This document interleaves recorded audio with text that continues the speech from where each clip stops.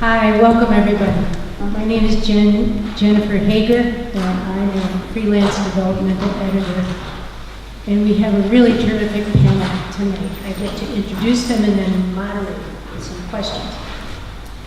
So Scott Driscoll next to me identifies himself primarily as a writer and teacher. For the UW Professional and Continuing Education program, Scott has engaged with writers for 25 years, teaching creative writing, literary fiction, story structure, and character. Scott supplements teaching with developmental editing, most often working on early drafts of novels with clients and many former students, people who are seeking publication. So he does lots of book doctor work.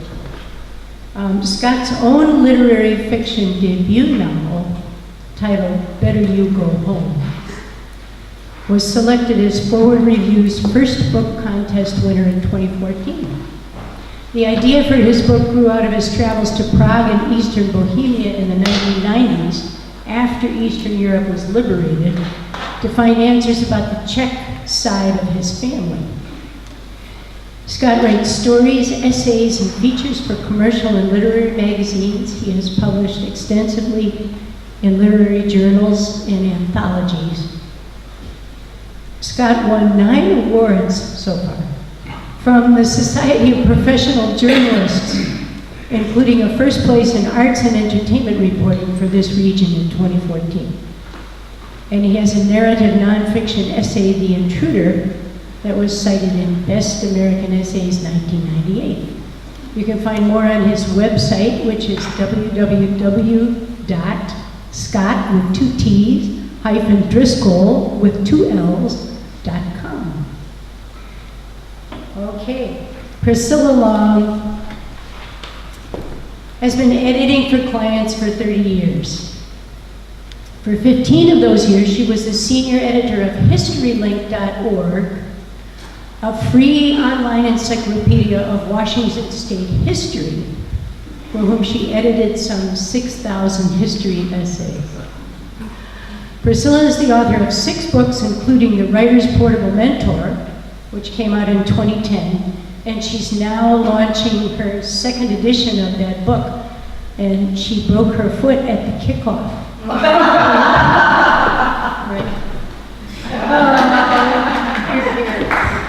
And it's a wonderful book. I know many writers who have it and read it. Priscilla is an author, poet, editor, and writing teacher, and you can find her online at www.priscillalong.net.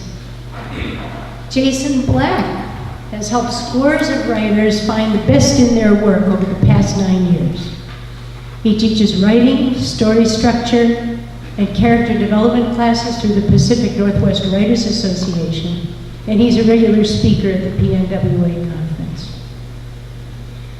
In addition to his blog, Jason's articles on writing craft have been featured in PNWA's Author magazine and in the literary journal Line Zero. Jason has written and published 3 middle grade fiction books.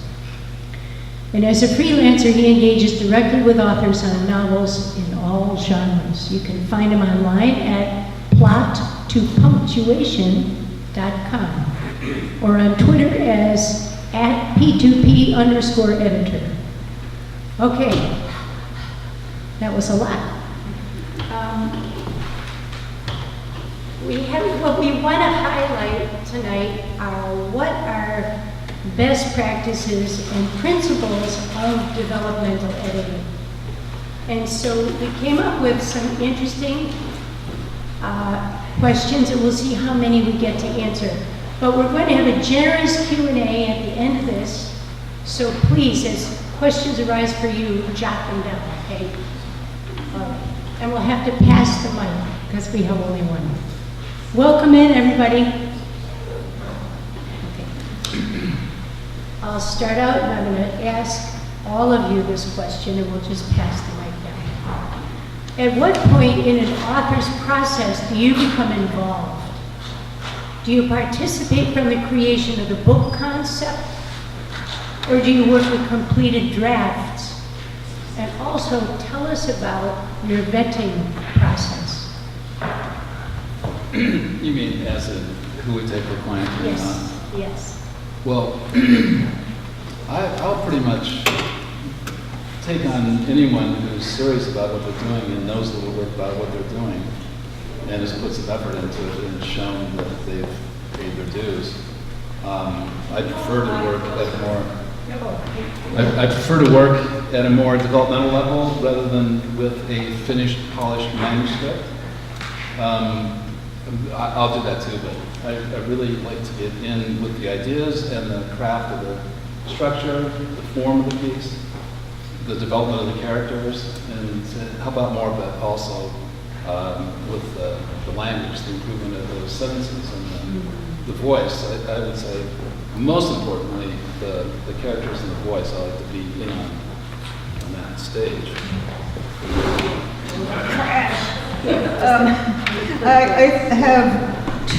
I've had two types of clients in the past. One is a person who is not a writer, who has a story they desperately want to tell. They don't know how to go about that. And that type of client, I've helped several clients write books from scratch, by meeting every week, talking about what you want, giving them the assignment, and then they bring back the writing, and then I edit it, and we do it again. And so that's real development. And then the other type is a quote finish, a full draft. It could be quite a mess, but it is a draft. And I love to work with plot challenges. I love to work with characters, also the language and the voice a lot. And the kind of client I love to work with are the quick study. I mean, often I work with published authors, so when you give them an instruction, they just like lap it up, so I love that. Yeah. They know what you're asking. Yeah, they know exactly, and some of my favorite clients are those. You added vetting to this question. They sent us the question ahead of time, but you didn't have that part. I just added vetting today. Vetting. All right. So what can I say about vetting? Commonly, when I get emails out of the blue from prospective clients, that client has no idea what the different kinds of editing are. So the vetting process for me is to make sure that they are asking for what I want to deliver to them. Right? A lot of people come wanting copy editing or line editing because that's what they've heard of, and that's all they think there is to editing. And I say, no, wait a minute. Here's the life cycle of the book, and it starts with this thing called developmental editing, and maybe you should start there. And here's why you might or might not want to start there. And if they're cool with that, then great, we go ahead. And if they decide they want copy editing only, usually I will refer them to the Editors Guild's website to find a copy editor. Because they'll find better priced copy editors who do a better job than I would. And I have learned over the years that I don't like copy editing a book that is honestly not ready for that. It's their money, it's their project. If that's what they want to do, I'm not going to stop them. But I will counsel them heavily that you really should start with developmental editing. And as for at what point we become involved in the process, what I'd like to tell people is come to a developmental editor when you no longer know what to do with this book. Right? If you know what to do with this book, what it still needs, then clearly you're not ready for that yet, because you don't need me pointing out things that you already know to fix. It's when you don't know, and yet you have a feeling that this book is not really ready for prime time, that you should come to a developmental editor who will help you see it in a new way and find flaws and structural issues that you were not capable of seeing, and elevate your craft in the process of doing so. Thank you.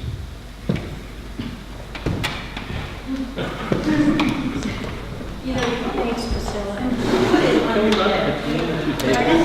Might under the table. Here, let's run the cord between the two tables, and we can pass it over our lap. Oh, yes.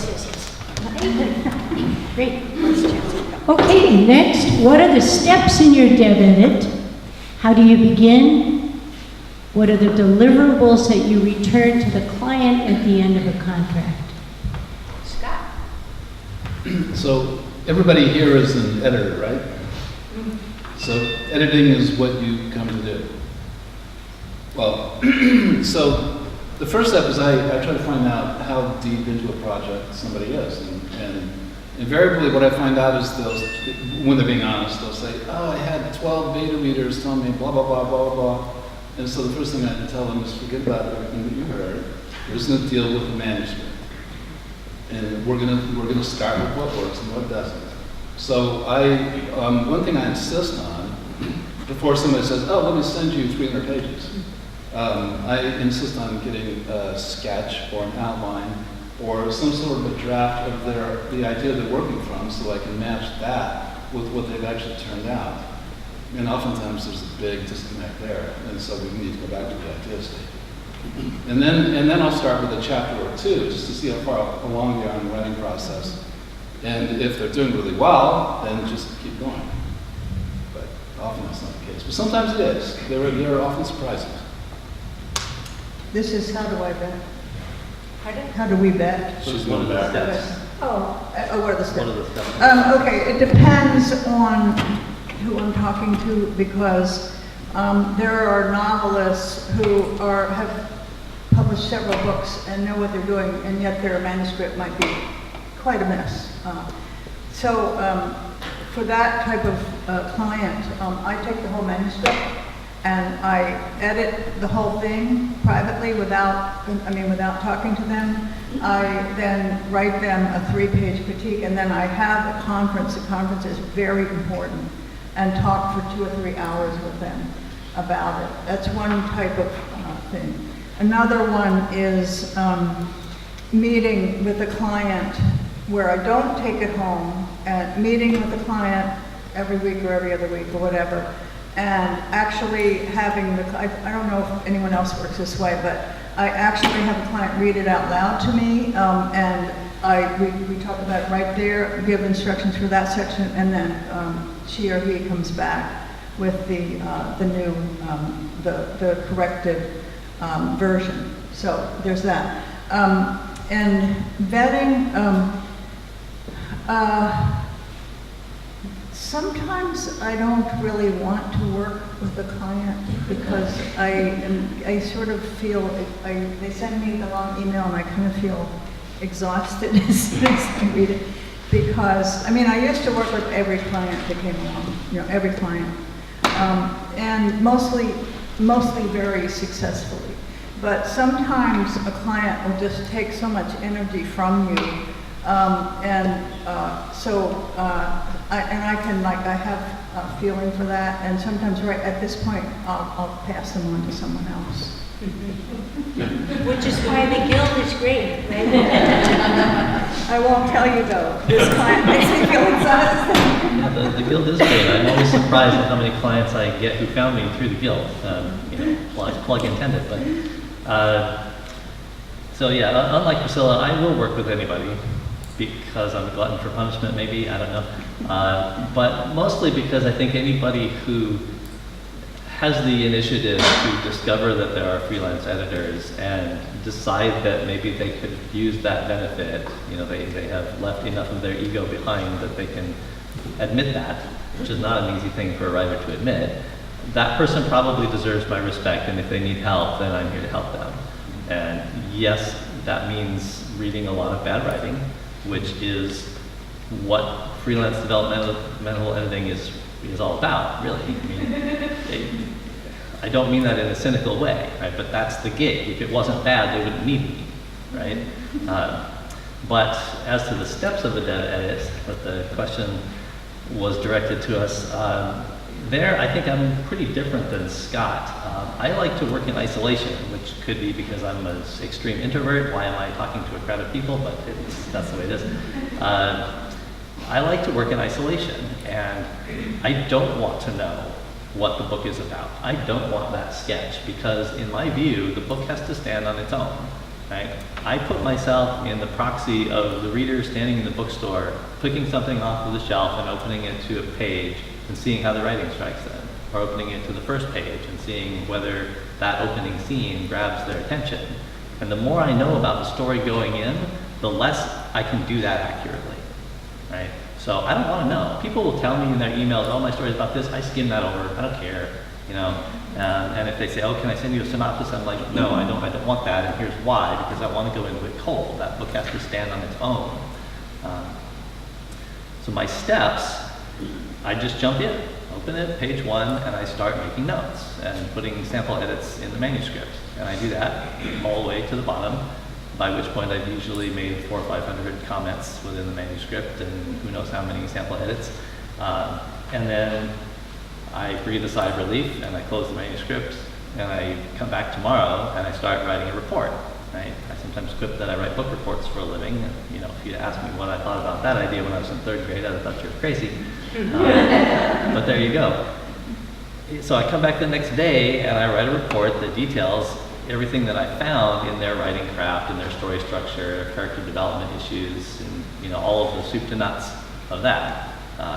Make a template. If you're going to do it that way, make a template. You'll save yourself infinite hours of time. So, you know, I fill out my template, and they get that back along with their marked up manuscript.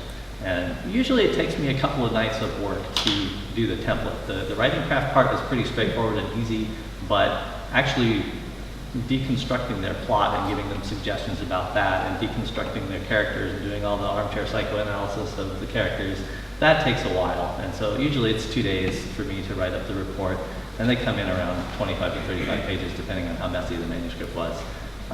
So the client gets all of that back with an open offer for aftercare by email. Right? I don't do the conference thing, but people can always email me. You know, you have questions about something I wrote, or you have an idea for your revision, just bounce it off of me. I'm happy to do that. Thanks. Did you say 25 to 30 pages? Typically. Is that like double space? No. Holy crap. Make a template. Well, Okay, so, but in your response, like that's Yeah, the that's my letter to them, response, right? typically, yeah. Wow. okay. So here, what does an easy DevEd project look like? What does a difficult DevEd project look like? Back there, I had a question. Did we address the question? We could, but we're going to only Wanna go wait? half an hour Okay. for Q&A. So, So, repeat your question again? yes, sir. What does an easy DevEd project look like? What does a difficult DevEd project look like? Well, for example, I have one person I'm working with who has already written books, and her father wrote books, and he died, and she took one of his books, and she's rewriting it. It's already very well structured, but she's trying to turn it into a different convention.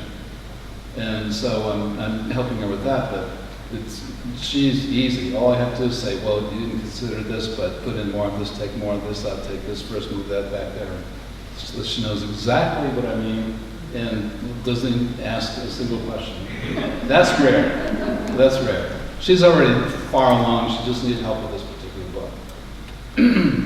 The other end of it is I occasionally have online students who are taking very sort of beginning level writing classes, and then all of a sudden I get the email, oh, I've got this book, I would love to have you edit for me. And there's just so much that they have yet to learn. There's no way that I would take that on. Somebody else can, but So what do you usually counsel them? I counsel them to go back to the idea stage, because otherwise they're going to spend 2 or 3 or 4 years writing a book that's never going to work, and I try to save them that time.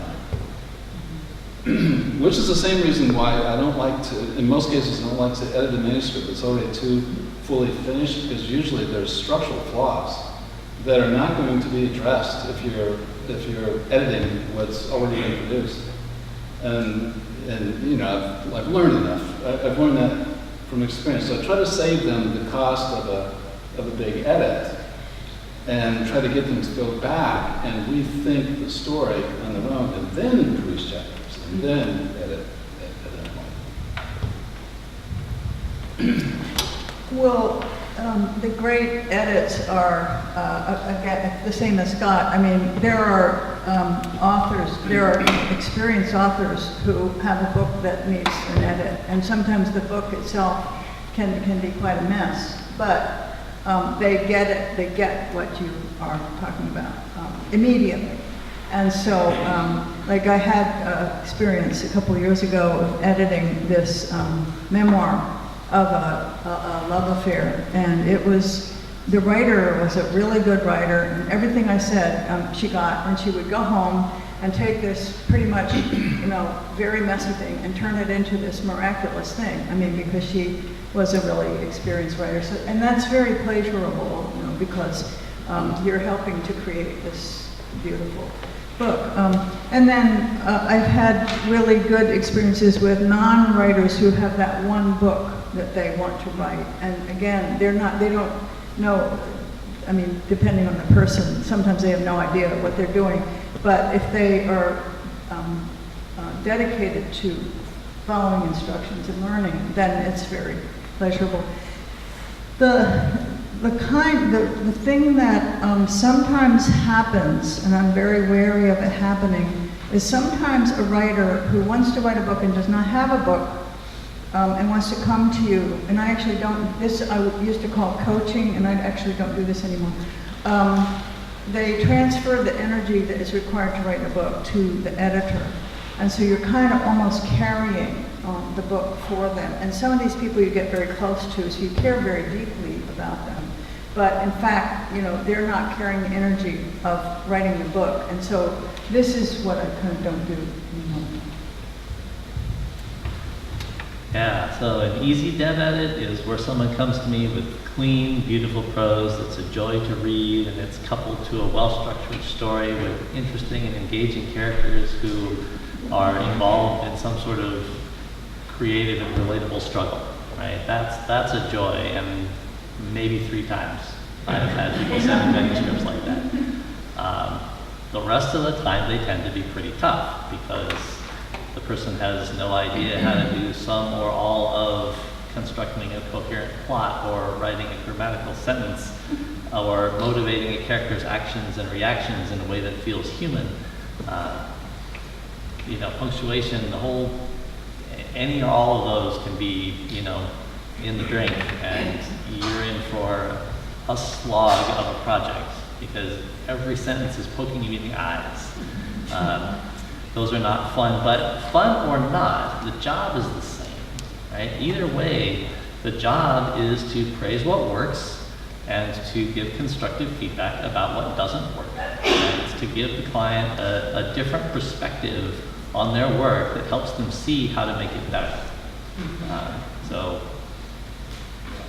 good or bad, I can console myself with that, right? In any project, I can find a way to help this author make that story better or stronger. And with the great stories that come to me, it's about finding ways to expand this story, to make it a little something more, find a place where I wanted to know more about this and you kind of skipped over that, maybe add a scene, right, stuff like that. And with the tough ones, maybe it's just about educating somebody on the fundamentals, like Scott said. But either way, I know I can help them make their manuscript better. Could I add one thing? Yes. So, this is a developmental editing client that I really like. Fairly experienced writer, but hasn't had any publishing success, so she's still trying to figure it out, right? She abandoned one book because it just wasn't working. And then no matter how much it was edited, it just wasn't working. Started a new book, completely different convention. Took a chapter to the PNWA, won the award, first place. Brought it to me, and I looked at it and said, well, great writing, excellent craft. You're never going to turn this into the book you're trying to sell unless you make some changes, because you're not following the conventions. She listened to that, completely rewrote everything that she had. So the thing that she turned in the contest disappeared, it's gone. Turned back into me 3 chapters, which is fantastic. She absolutely understood what the conventions required and produced. It was great. Those good stories are always really good to hear. Yeah. This next question, I've never seen it really addressed well in a book about developmental editing or in most conversations, but I think this is really critical. What do you measure an author's manuscript against? If you can, tell us, what is your yardstick? Oh, that's a good question. I have learned to use as a yardstick somebody who's working in that genre and has been successful. Even if it's not something that I admire, they did something right, they're doing it successfully, I study it. I have 5 books right now on my kitchen tables, and my wife is not happy about this. But I was trying to prove a point, and I thought, okay, am I getting this right? So I opened up all those 5 books, and I noticed that, yeah, exactly the things I was looking for are all there in the first 2 pages. I wasn't making it up. So I went back to this person and said, you know, you can have your opinion if you want. It's not going to work. You might as well, you know, waste your time on that, and eventually you get around to this. But I wanted to make sure I wasn't making it up. So I opened up all these books, all different genres, every single one. And most of them are ones that I would never ordinarily pick up. But I'm going to read them all because they're all successful and they're in those little genres. So I'm making a point of reading them so that I can say to this author, if you want to be successful, that's what you have to produce. Actually, my answer is pretty simple. I have 2 answers. And for somebody who wants to be a writer, wants to be an author, different from the person who wants to write one book. And I look at virtuoso books that are published. And I want to try to get this author as close to that as possible. So I'm looking at models all over the place. I'm looking at memoir models and also encouraging the writer to look at models. Look at, if you're writing memoir or if you're writing a certain kind of novel, look at models. And I don't care about genre either. I don't care anything about genre.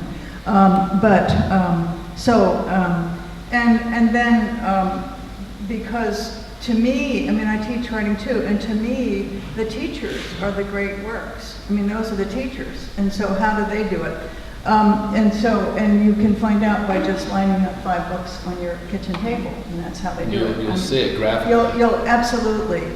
So I push the writers I teach, they have to read a lot.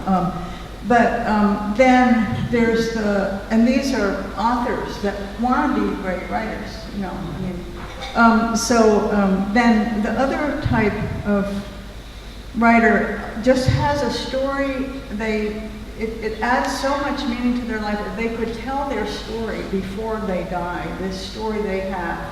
And that type of writer, I just want to help them to create this work that that's clearly written, that's well written, clearly written. They don't have to do all the things I make everybody else do.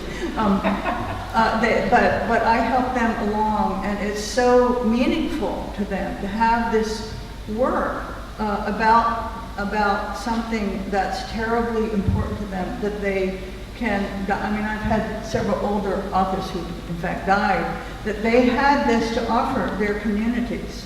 And so that's a kind of different, but it also has to be clearly well written and nicely written and clear.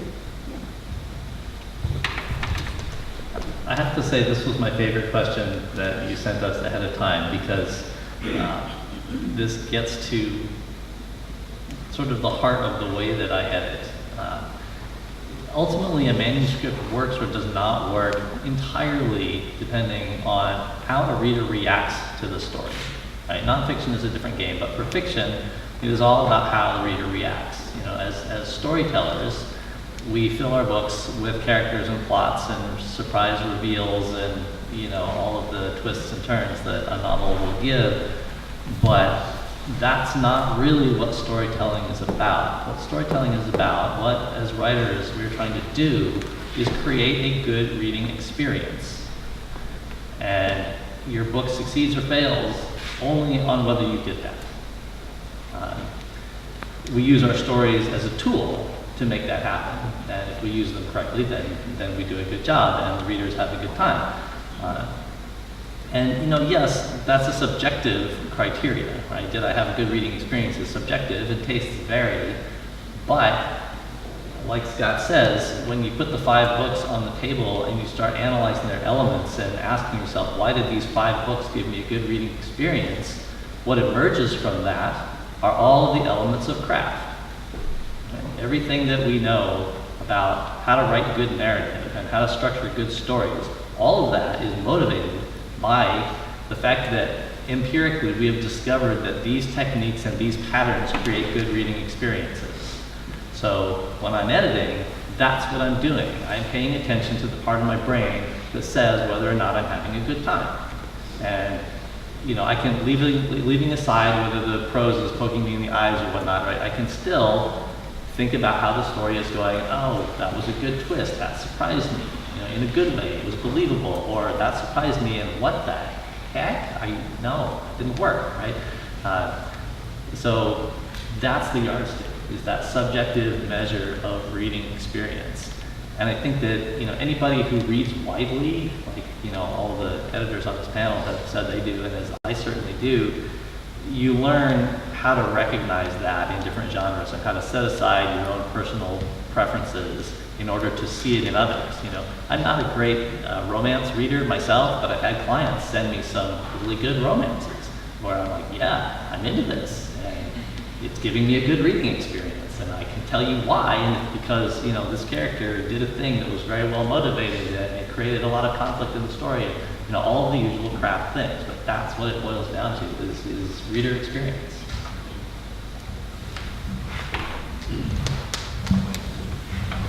Well, I'm going to jump in here. One of the things that I seem to do well with my clients is to be a sort of an evocateur. A person has written something and they maybe give me something that's 6th, 7th, 8th draft. They've been working hard, but I'm always trying to draw what more is in the world of the story. And all of the panelists here, when they give feedback to a client, you hope to reflect back what is so and what is not so, what's extraneous, what's missing, all those kinds of things. But I feel as if often writers unspool the story in a certain way, and they had to do it that way in order to get it down, at least in the beginning. And it might take a while for them to make it into something that seems to be well shaped, but I feel that many writers don't have any idea really in what order does a reader need to read this? What's the most effective, what's the optimal order for the reader to take in this? And so I think my first allegiance is always to try to make sure with the author that exactly what was this nugget that was burning in them to make them write the book. I want to help them make sure that that is clear. And so I just wanted to jump in and say that. Thank you. Thank you. Next, I'm hoping each person can give a try at sharing your philosophy of editing. You mean different than what we've been talking about? What do you mean? Good question. It was really just that. Give a try at sharing your philosophy of editing. That was what you said. It was. Well, okay, so I'll just say, generally, I think it's helpful to be constructive and to not tear something apart. And I bend over backwards to try and explain my reasoning. If something isn't working, I don't just say, this isn't working. I say, this is how I'm reacting to it. This is why I think it's not working. And this is what I think should be done differently. This is what you might consider. It's laborious, but I don't think it's helpful to just be critical. So I spent a lot of time explaining my reasoning so that they can say, oh, but that's not really what I had in mind. But at least I know why I said what I did. Yeah, my first, also in teaching and in editing, is do no harm. So I disapprove of people who say, and there are people who say you should not be a writer. I totally disapprove of that. But anyway, but the same as Scott, I become just to try to support the creativity of this person and to try to support their strengths and try to see, first you have to see their strengths and see what their dream is of making a work. I mean, the dream of a work is that someone's coming to you with this dream of a work, and then to support them in terms of both seeing what's positive, but also pushing their craft and trying to show them what they need to do with their craft in order to, and most writers really want to learn craft, they just sometimes don't know how. And so to show how they could work their syntax, how their diction is very conventional diction or whatever it is, and to, in many different levels, to push their craft, but sort of by holding this process of a person who has this dream of a work. So, similar to Scott's, my philosophy is, I sum it up in 2 words: actionable feedback, right? Because feedback that does not give a person the path forward, actions they can take to remedy a problem, is useless, right? That's just being critical. And anybody can tell you that something sucks, but that's not helpful, right? What's helpful is to say, I saw this certain, pattern of weak verbs in your writing, and here's why weak verbs create a bad writing experience, or why they negatively affect the reading experience, and here's how you can find stronger verbs. Right? So that's the pattern. It's always that threefold: articulate what the problem was, explain why that problem negatively affects the reading experience, and give specific guidance on how you can identify and fix that pattern when you see it in your writing. And it's about teaching that person a new element of craft that they weren't previously aware of. And I have to say, that rule has served me so admirably in my time as a developmental editor. I mean, I keep that as my personal credo. I will not criticize something if I cannot give that 3-point articulation about it, which means when I find something that gives me a bad reading experience and I don't understand it, I have to stop. And I have to think really hard. And I have to understand something new. Right? I have to figure out what was the pattern. Why did that feel bad? Which leads me to discovering new things about craft. I have learned more from my clients, from figuring out how to explain what was busted in their manuscript than I could ever have learned from a book. I love Stephen King's On Writing. It has some great gems in it, but it's vastly outweighed by what I have learned in explaining things to my clients. So hold to that rule. Do not criticize anything you cannot explain and make into actionable feedback, and you will do well.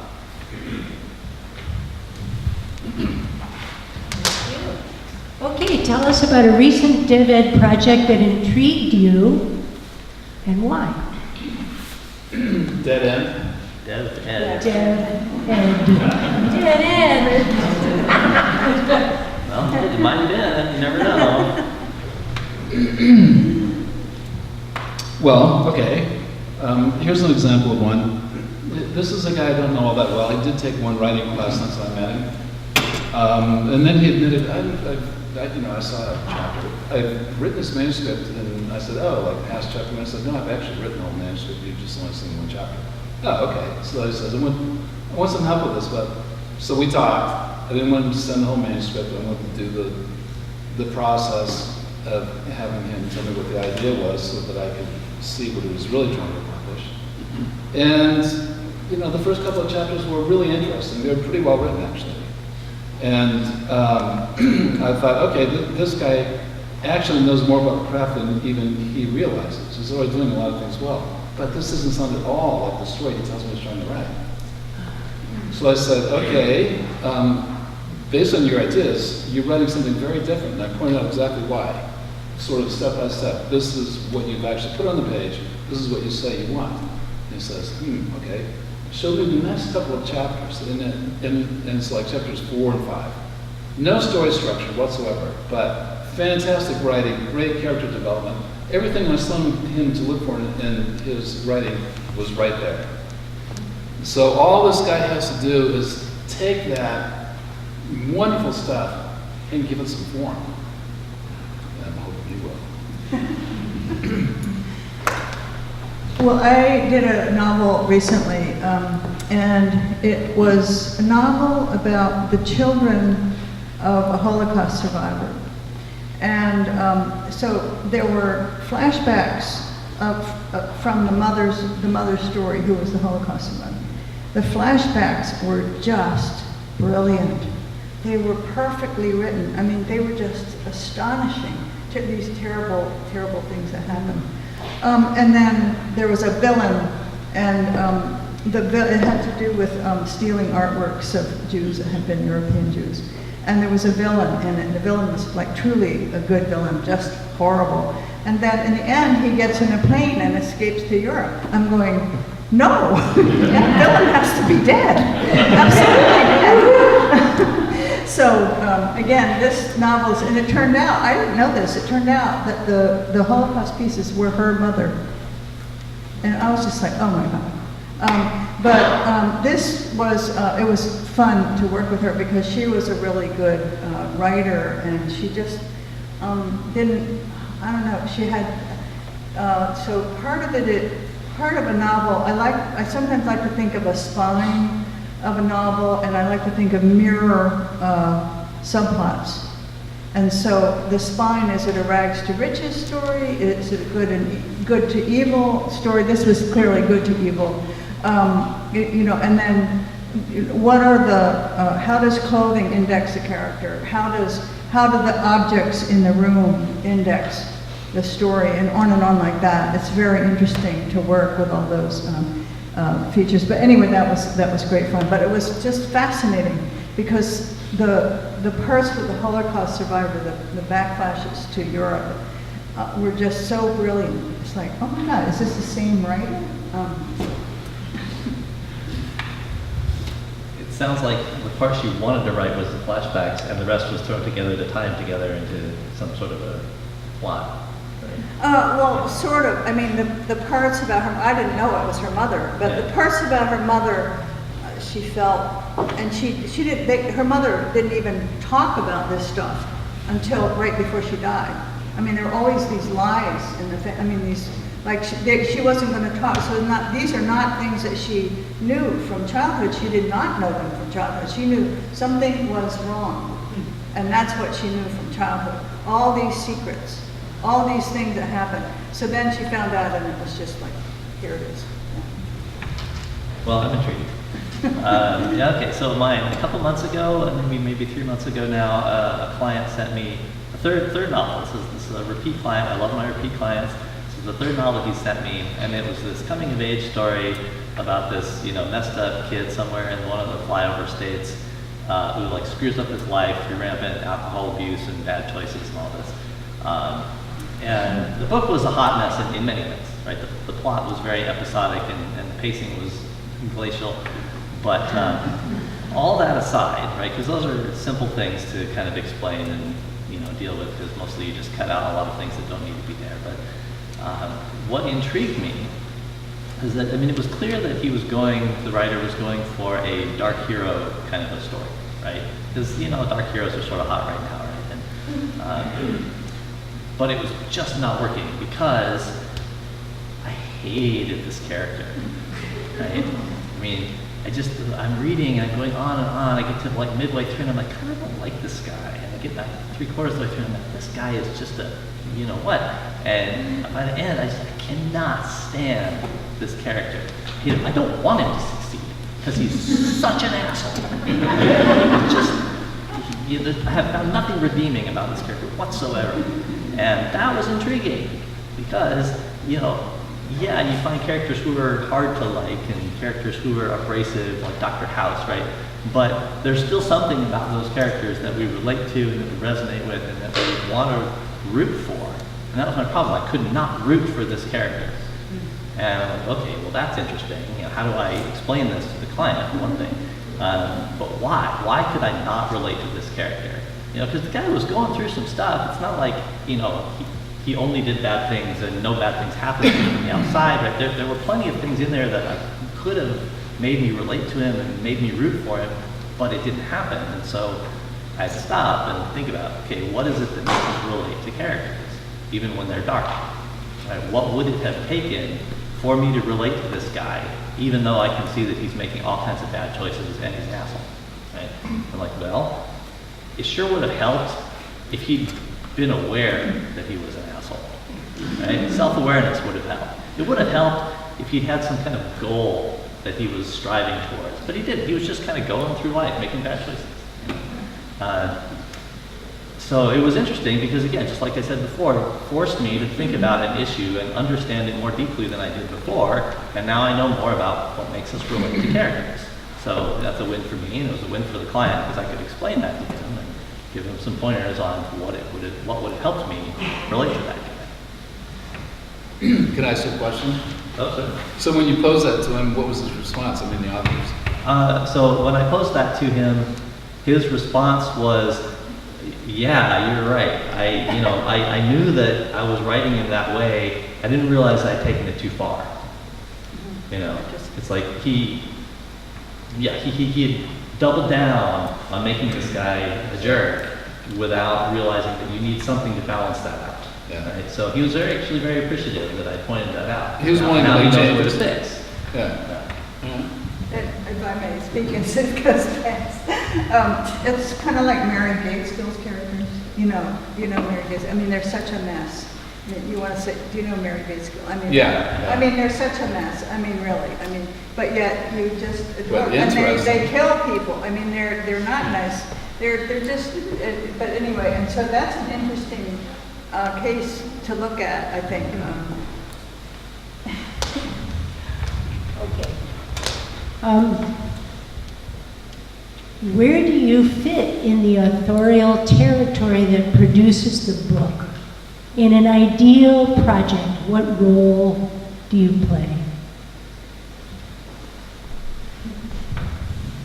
Well, again, I love to be sort of closer to the idea stage and early on, and then I like to skip all the work in between and jump into the language and the things and work on voice.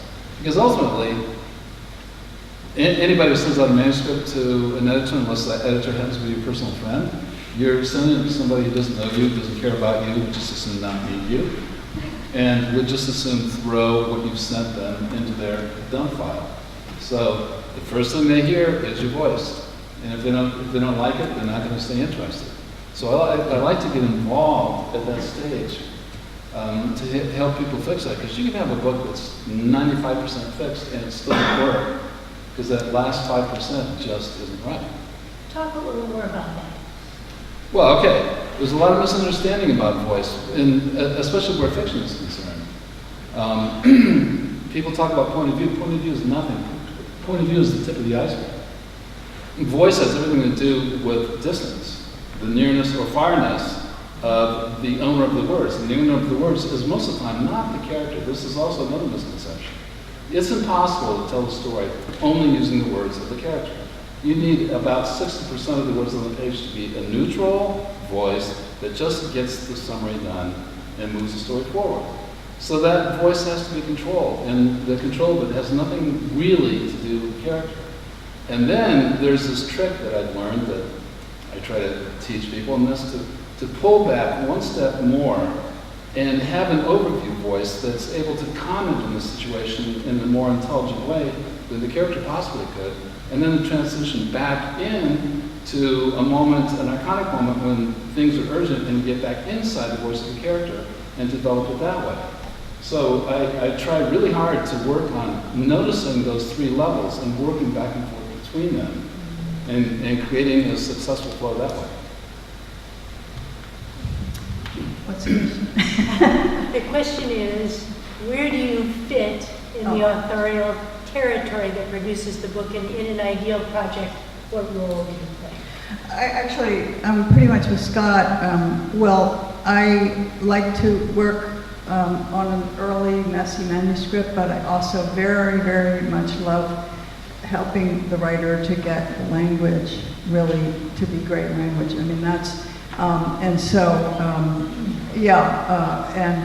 just I work on all kinds of things like the sentence structure, or I work on the openings. You know, is this opening a smashing opening? Because if it's not, like, you know, like you said, I mean, if it's not going to fly.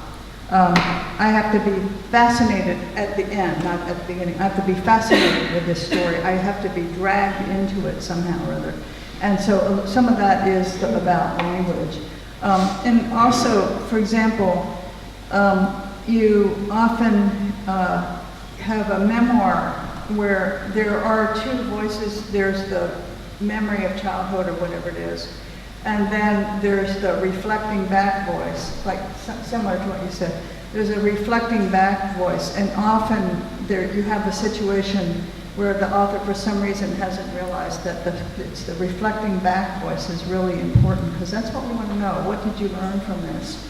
And what do you think now? And what are your, you know, perceptions now? So basically, yeah, I like to work it. I mean, I like to work all the way up to the point of sending it to an agent or whatever they do, you know, with it. But I like working in the early. I mean, I don't separate language as a later stage particularly. If the language is flat and conventional received diction, I will tell them that. Right, I'll start teaching on that right away because it takes time to learn that. So in an ideal project, I'm the invisible mentor who helped the writer make that story be the best that it could be. And I am only visible to the extent that writers choose to thank me in their author's notes, which I'm gratified to say happens fairly often. But yeah, my job is behind the scenes. That's the part of the territory where developmental editors live, because it's not my story, it's the author's story. And maybe I helped them with this or helped them with that, but they're the ones who had final say over what those words were and what that story experience is that went out into the world. And it's not mine to take credit for or to be visible for. So that's how I feel about that.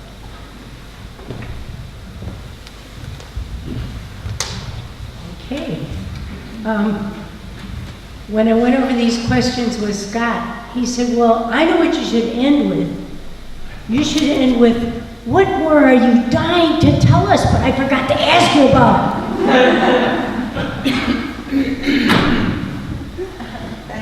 Thanks, Scott. Okay, so in my earlier answer, when I said editor, I'm talking about the editor at the publishing house who has to actually produce the book. You weren't saying that we would be trashing their stuff. No, I'm talking about the one who's going to finally have to say yes or no to the book and turn it into an actual work. That's what I mean. So what did you not ask? What do you really want to say? Well, so this is about developmental editing, but I bet not everybody does developmental editing, probably. Correct. So copy editing is something that probably there's a lot more work doing that. I personally am not very good at that. I, for example, copy edit something and then send it to Dave, or I haven't done this for a while, or I have another friend who also is an editor at a press. And he'll catch all sorts of things like, oh, by the way, Rue Lafayette is only spelled Lafayette in the US, it's spelled Lafayette in Paris. I would never catch that. Somebody who's really good at details and a really careful reader should exploit that skill. What haven't we said that we wanted to say? I think that that there's a great, tremendous, you know, some of you are writers as well as being editors. I can see you out there.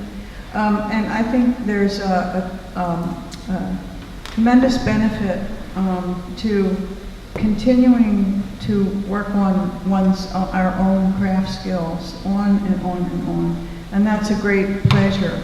And then if we're writers too, which I think many of us are, that there's nothing more helpful to a writer than having the craft, you know, skills of editing, actually. And I love copy editing, actually, because I love the sentence. Oh, really? I don't love realizing that Lafayette in Paris is 2 words. That I don't particularly love at all. But I love working on syntax and working on the sentence. But I think that if I wanted to say something that's a great pleasure and privilege of being an editor, is to keep going into more and more into the craft of syntax, of sentences, of novels, you know, the points of view, the characters, of memoirs, and it's just a great pleasure, as we all know, I think, already.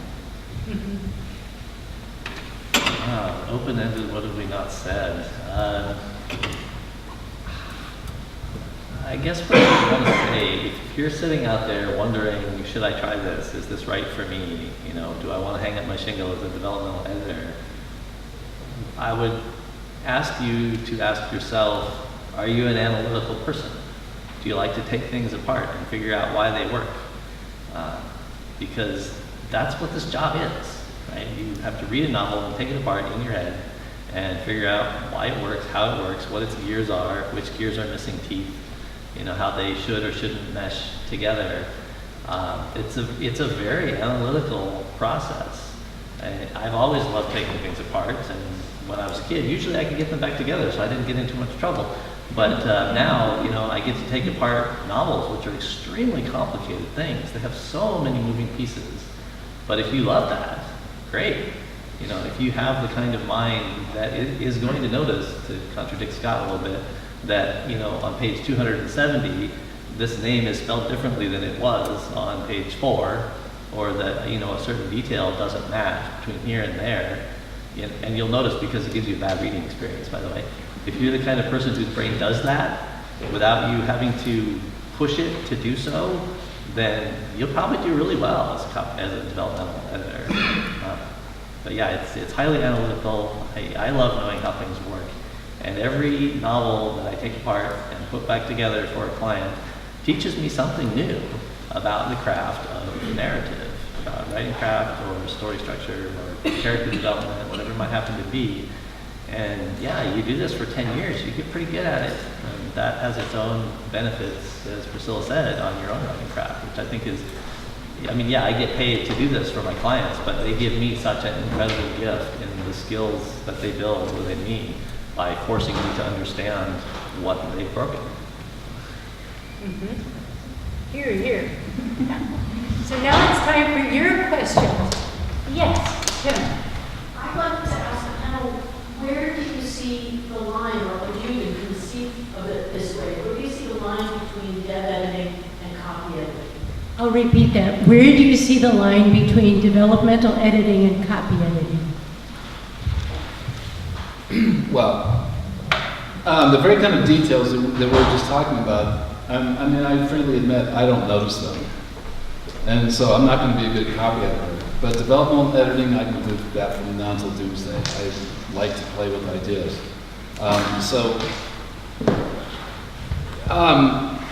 You send a book to a publishing house and somebody's going to copy edit it to make sure that there's consistency, that everything's spelled correctly, and that things are capitalized when they're supposed to be. And, you know, somebody has to be good at that. I personally don't care. I want somebody else to be good at that, and I'll just trust them. Well, if I have a whole draft, I'm actually, frankly, I'm doing a lot of both at the same time. I tell people because it depends on the text that we're looking at here. But I tell people to get it pretty damn good before it goes to the publishing house, because it's really hard to get accepted, even if it's good. It's really hard. And so, but if I'm working on, in a developmental sense, like I'm saying, this scene is out of place, or this is a rogue scene that doesn't seem to belong here, what's this about, and things like that would be developmental.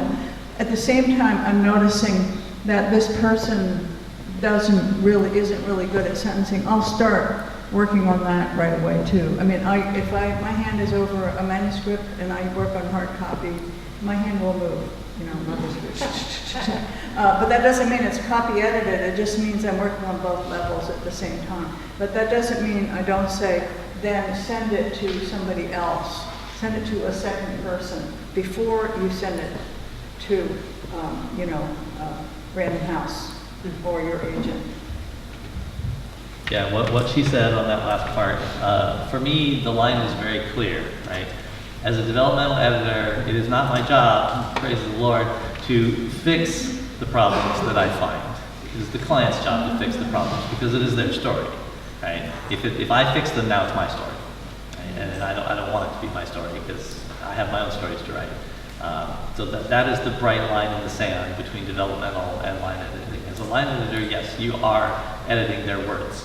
And, you know, like I mentioned at the beginning of this, while I am reading someone's book, yes, I will make sample edits that are line edit oriented because I am trying to illustrate for them in situ how to do strong verbs or, you know, how to use other conjunctions besides and, you know, whatever it might happen to be. Yes, I'll do sample edits. I'm not going to do that throughout their whole manuscript. I'll do that in the first 10, 20 pages just to give them a flavor for it and teach them how to do that piece of crap, but then it's on them to fix it in the rest of the manuscript. So, you know, a developmental editor, I think, you know, book doctor is very appropriate because it is the doctor's job to diagnose and to prescribe. It is the patient's job to, you know, change their diet and do the exercise, right? So that to me is the difference. Can I add one thing? Yes, sir. So, I will, if I'm telling somebody, okay, there's too much distance here, you're not close enough to the character, you need to move in, you need to bump it up. You need to make the more sense of detail, more atmospheric effects. You need to make sure that the reader feels like they're in the scene with the character. Well, okay, some people know exactly what you mean, but some people don't. Yeah. So I will actually take about 2 paragraphs and rearrange the sentences and actually line it so that they can see what familiar voice, atmospheric effects feels like. And then I'll stop doing it and say, there's an illustration. Yeah, you teach by example. Yeah, exactly. Yeah, I want to say something. Yeah, by which I didn't mean, I totally didn't mean I'm rewriting it for them. I don't do that, and I'm not a ghostwriter, and I have no wish to be, and I agree with you there that it's their job. But it's my job to teach them how this could be done. I was just going to add one thing to that question, Pam's question. Seems to me that the developmental editor is really concerned with how something holds together as a whole. And that those are the things that we're really watching for, and right?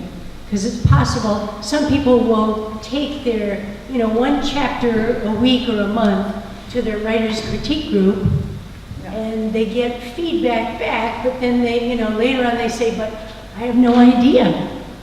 Does this whole thing string together? If you try to put it all together, it's just going to be pieces, right? Okay. Well, David. So do any of you or all of you read through the manuscript once without letting yourself make any notes and then go back to the beginning and go to work, or do you go right to the editing as soon as you enter the story? Okay, this question is, do each of us begin with one read all the way through before we mark anything or make any notes? Or do we just begin from the get-go as we begin to read? That's a really good question, coming from someone who's a professional editor himself. I think you should come up here and answer that question. I personally wouldn't do it. I would not read all the way through manuscript because I just see too many problems as I go, and it just frustrates me. Which is why I'll stop after a certain number of pages and say, okay, I want to see a sketch for what you intended because something's not working here. If it's not working here, I know it's not going to be working in 200 pages. So, yeah, that's my answer. Yeah, I would never do that. You're kidding. But what I do is I start right in, but then I'll see something, I won't write right on it, I'll start making notes. Because I'll make a little mark on it because I want to go back there. And things happen so that you want to, I don't know, like, there, 50 pages in, there's a repetition or something, or you start saying, yes, this is it, but I haven't marked that piece of the manuscript. I've made notes to myself so that when I go back, I have less to do. But I would read the whole thing first. Good Lord, no. Never do. Hey, it's unanimous. And partly that's just a question of time and efficiency. I had never had time to read the book twice, right? And I don't really have to either, because in that first pass, like I said, I take a lot of notes. I make commentary in the manuscript using the comment feature in Word, and B, on my own side, in the file that will eventually become their report, I make chapter notes, right? Just to help me solidify my understanding of what is happening in the story and give myself quick notes to refer back to later so that I can remember, oh, it was in chapter 7 that the truck hit the tree, and that sort of thing. But no, I don't think 2 reads it would work as a practical matter, nor is it particularly necessary. I mean, when I'm reading that manuscript, it is an incredibly focused kind of reading. It's not like lying in bed reading, the latest Stephen King or something, right? That's just enjoyment, and I can let the words slide over me. But when I'm working on a client's book, I'm so focused. It's like a flow state. It's like hyper flow, whatever state, some psychology word. It's this weird mental state where I'm having this communion between the words, and I'm building this structure in my brain about what's going on in the story, which is why on page 250 I can notice that something is different on page 7, because I'm reading that focusedly, so I don't need to read it twice. That's what my second pass is like. While I have it, talking about the writing that makes that jab, the sentences jab your eyes and stuff. To go through and do the kind of edit that you do, doesn't that end up being a colossal amount of work and really? And how do you manage in that? It is a colossal amount of work, I track all my time. Most manuscripts typically take me 30 plus or minus hours to do that first read and making all the comments, right? And it's really interesting to watch my pages per day as I work through the project, because on the first day working on a project, I'm lucky if I get through 5 pages, because every sentence, every paragraph is showing me some piece of craft that doesn't work, and where I need to make the sample edit and make the notes and go stick things in my file, and then comments on the side about, okay, you have this issue here and that issue there, and why is this character doing this thing, and it's really slow. But the next 10 pages is probably day number 2, because I'm finding fewer new things. By the time I'm done through 20, 25 pages, I've pretty much found all the writing craft issues, and I can kind of kick into high gear, and I'm just reading for story and character development and that sort of thing at that point. But it's generally 30 plus hours to get through that first read.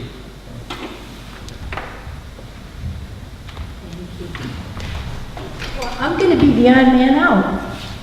I read everything twice.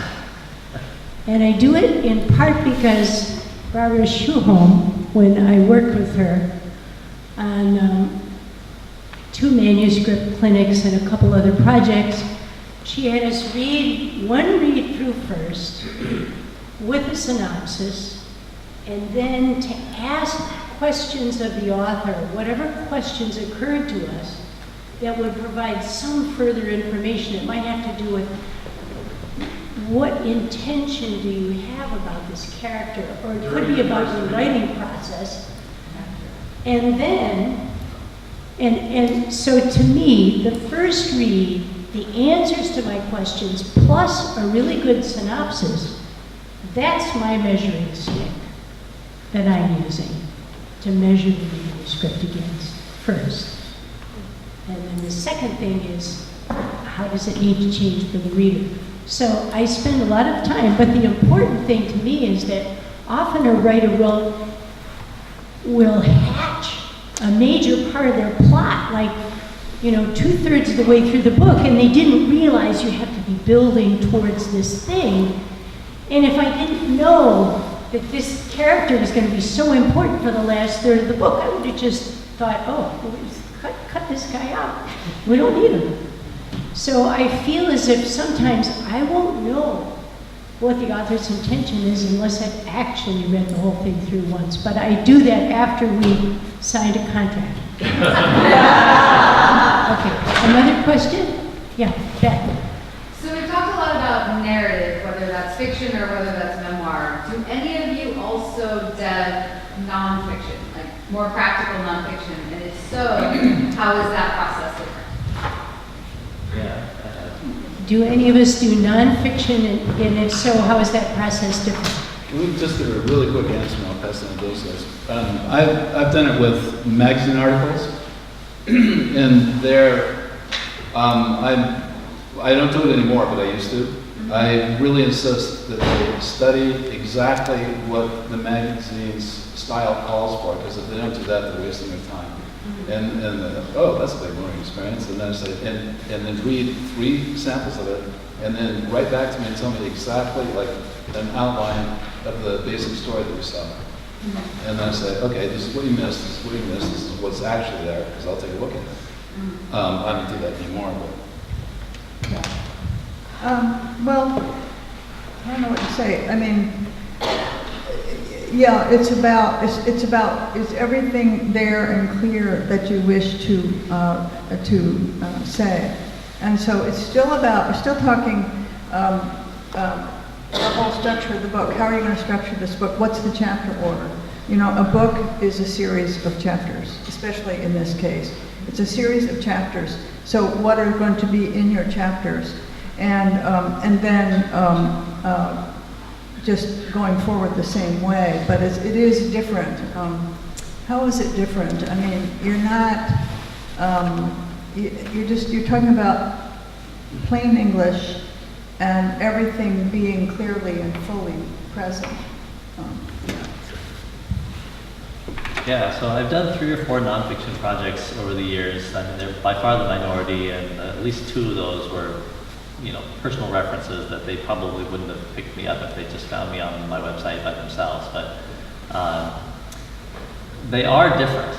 They're structurally different. The needs are different because the purpose is different, right? In fiction, a good reading experience is all about emotional response.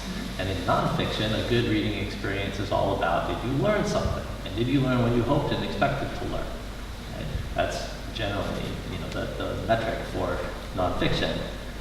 So for those projects, I rely on what I learned in college. I went through the UW's Technical Communication program, which was a great program, and then I practiced technical communication at Microsoft and other places for 25 years.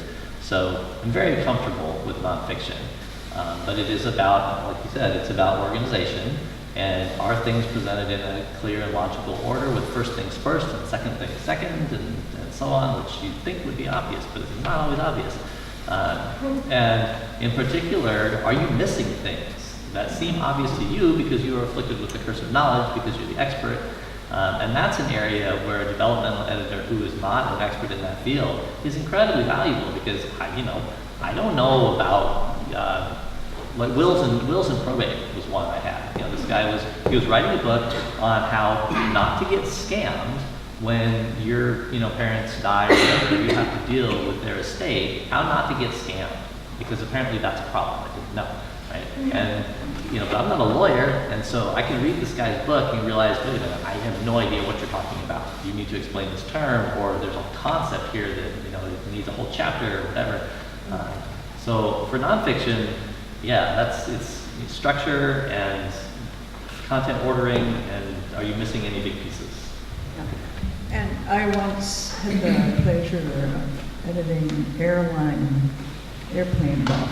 I can't hear you. Oh, I once had the, quote, pleasure of editing an Airplane Buff. And I mean, it's like, well, what does this mean? And what does this mean? What is it? Because they're so involved in the material. They know too much, and they don't understand. And I'm a perfect editor for an Airplane Buff, because I know nothing about airplanes. So one thing I just want to add, I have helped a few people with book-length memoirs. I can think of 3 right now that ended up getting them published. And so what I remember most specifically trying to help them do was to focus the writing into iconic moments and to cut out all the crap in between that nobody cares about and to put all their craft energy into those iconic moments, and it always makes it look better. Yeah. Yes. I was wondering how often you usually work with an author over multiple drafts. Is that common? And if so, how long? So, like, what's the span of time that you're working with an author? Could you repeat that again? Oh, how often do you work with an author over multiple drafts?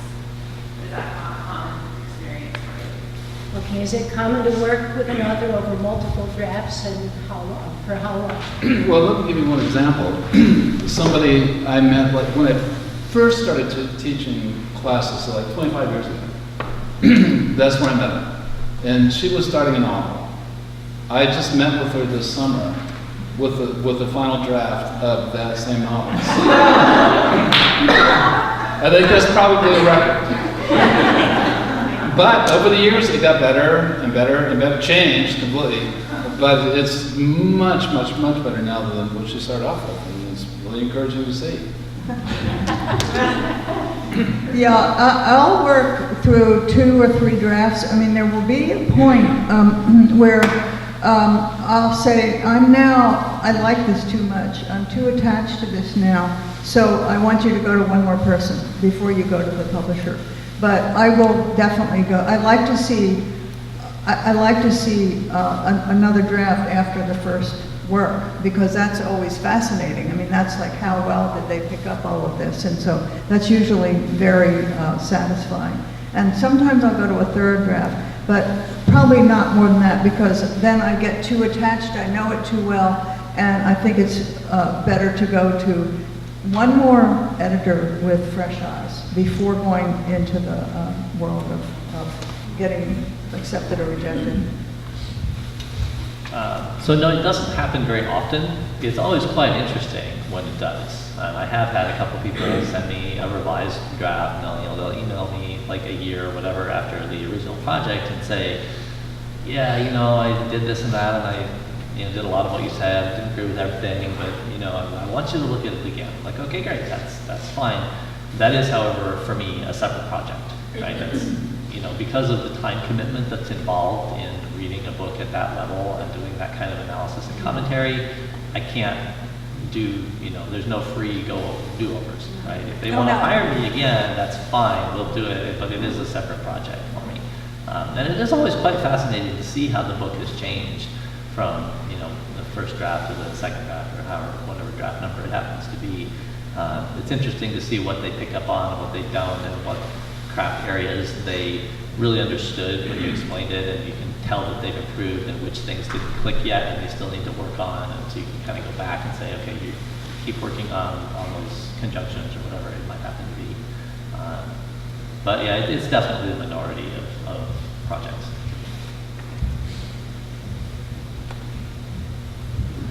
Okay, do we have any other questions? Elaine? And I have to say, this is probably a really stupid question, because I know nothing about dev editing. I'm really You're safe. unsafe. So it's for Scott. You mentioned your 5 books on the kitchen table and what you were looking for in them, and then you mentioned the conventions, and I would like to know what you mean by the conventions and what you were looking for in those 5 books that, I can tell you this specifically. Okay, that's great. Story form requires a form, and if it's fiction and it has plot and it's a linear narrative, there has to be an inciting incident. And that inciting incident may not necessarily show up on the first page or even the first 5 pages because it happened in backstory. So if that's the case, there has to be a staging event. And that staging event has to be an event, and it has to be reacted to. And the main character has to show up as one who reacts to it. There can be another character in there as well, but there's no getting around that convention. And that has to lead to the beginning of a quest. And that quest has to have a goal, and that goal has to be set up.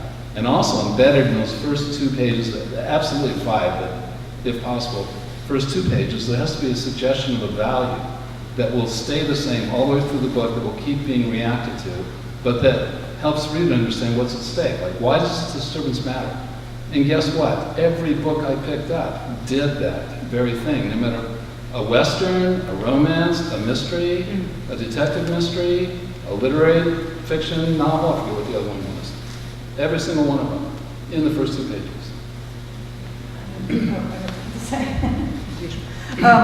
There's a book I'm sure you know the book by John Franklin, Writing for Story. I'm sure you know that book. And if you don't, it's a really basic. The book called Writing for Story by John Franklin. And he's talking about nonfiction, but in some ways it works for novels as well. He's talking about what is the complication, and also if you don't have a significant complication, if the complication is trivial, the story will be trivial. So it's an interesting book to look at if you're either writing or editing. Okay, there was one exception to that rule. Philip Roth. No story form at all, 0 zip. But that was the exception. He got away with it. Well, let's give a great big round of applause to these